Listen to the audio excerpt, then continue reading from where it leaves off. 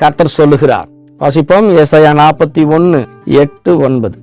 என் தாசனாகிய இஸ்ரவேலே, நான் தெரிந்து கொண்ட யாக்கோபே, என் சிநேகிதனான ஆபிரகாமின் சந்ததியே, நான் பூமியின் கடையாந்தரங்களிலிருந்து உன்னை எடுத்து அதன் எல்லைகளிலிருந்து உன்னை அழைத்து வந்து, நீ என் தாசன், நான் உன்னை தெரிந்து கொண்டேன், நான் உன்னை வெறுத்து விடவில்லை என்று சொன்னேன். நான் உன்னை தெரிந்து கொண்டேன். கர்த்தர் உங்களை பார்த்து சொல்றாரு, என் சிநேகிதனான ஆபிரகாமின் சந்ததியே, நான் தெரிந்து கொண்ட யாக்கோபே, நான் உன்னை என்ன பண்ணிட்டேன்? தெரிந்து கொண்டேன். கர்த்தர் உங்களை தெரிந்து கொண்டார். நாம் அவரால் தெரிந்து கொள்ளப்பட்டிருக்கிறோம். எப்படி தெரிந்து கொள்ளப்பட்டிருக்கிறோமா? எபேசியர் நிருபம் 1:4 சொல்கிறது, தமக்கு முன்பாக அன்பில் பரிசுத்தம் உள்ளவர்களும் குற்றமில்லாதவர்களுமாய் இருப்பதற்கு உலக தோற்றத்திற்கு முன்னே கிறிஸ்துவுக்குள் நம்மை தெரிந்து கொண்டார்.